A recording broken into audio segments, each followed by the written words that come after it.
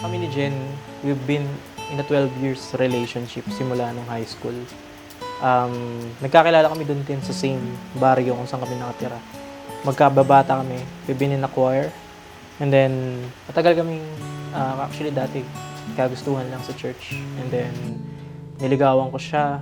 And then, nahubog yung relasyon namin sa simbahan din. Then, years by, nag-mature kami parehas. Ikaw at ako pinagtagpo, nag-usap ang ating puso. Nung high school kami, mas matanda kasi ako sa kanyang 1 year. Magsamahan. Nireto niya ako sa classmate niya. Tapos hanggang sa siya yung naging way, yun yung naging way para mas magkakilala kami. Nagsumpaan. Sana sa araw ng kasal natin, ito na muli ang bagong yugto ng relasyon, ang bagong relasyon natin. Hindi na, Haharapin. ano daw? Hindi na bilang magkasintahan, kundi bilang kabiyak ng iyong buhay. Iiwan ko na sila. Pero it is not the end. Parang another journey as a man na kailangan ko patunayan ako bilang lalaki at ako kung paano ako pinalaki ng mga magulang ko. Sa 12 years na yun, maraming nawala sa buhay namin. Isa na rin doon yung papa ko na supposedly dapat nandito din, na siya yung isa sa magiging pinaka-proud sa araw na to. Hindi man siya ganun kayaman, pero kaya niyang ibigay sa akin yung pinakasimpleng bagay na habang buhay yun yung parang uniqueness na may bibigay niya sa akin. Na kahit anong mangyari, hindi niya ako iiwan. Or kahit anong dumating sa buhay namin, nandyan siya palagi. Tayong dalawa may kanya-kanya sa isa't isa. Tayo ay sumasandal.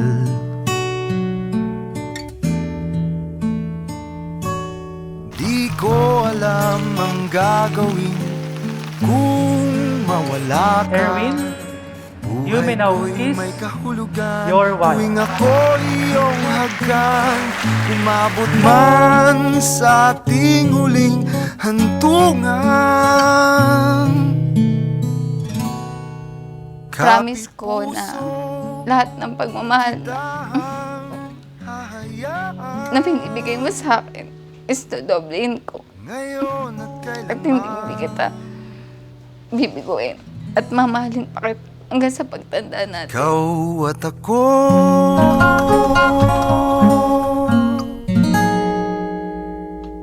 Iyong pagpang tanda. Mix of emotions. Pero overall, masaya. Kasi we actually created this 12 years in a making. Kaya tagal namin siyang hinintay. Walang alam sa aking nadarama. Oh, kailanman hindi ko inasahan na ako'y mahulog sa isang katulad mo. Puro unexpected kasi ayoko sa kanya. Dahil nga parang nayayabangan ako. Then, mga ilang buwan yung lumipas, umamin siya sa akin na gusto rin pala niya ako. Hindi ko alam na nirereto niya ako, yung pala para mas mapalapit siya sa akin. Nakatitig sa kagandahan ng taglay.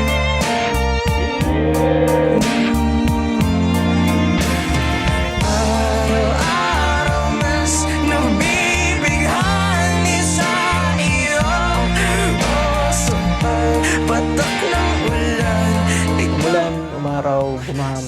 okay lang, tutuloy namin. Kasi parang, alam mo yung parang stoic na yung dating. Bigay nyo lang. Parang, we're prepared for all of that. Nakauwi na.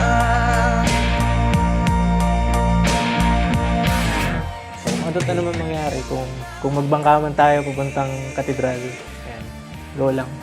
Kung kailangan ba natin na lumangoy para lang mapunta sa simbahan, go lang.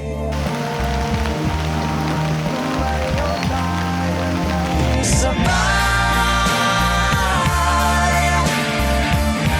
habang nakatitig sa kagandahan mo, tagalay.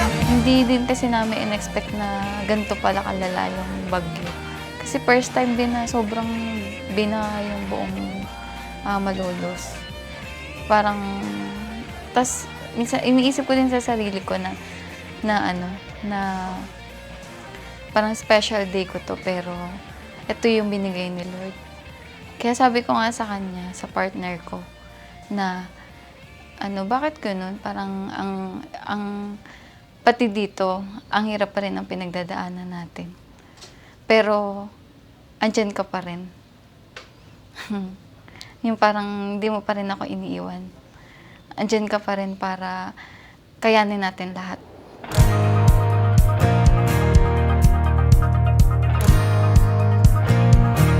Umaawit ang langit sa araw na itong walang katulad. Tiyak na at walang subalit, ikaw lang ang lahat ng aking hinahangat habang buhay. Kabado, na excited, na medyo malungkot dahil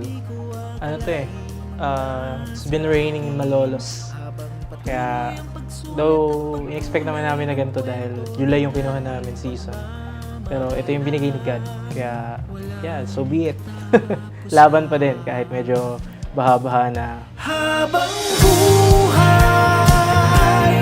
mabubuhay ang pag-ibig natin sa bawat awit natin. Walang pipigil sa atin. Habang buhay, habang buhay.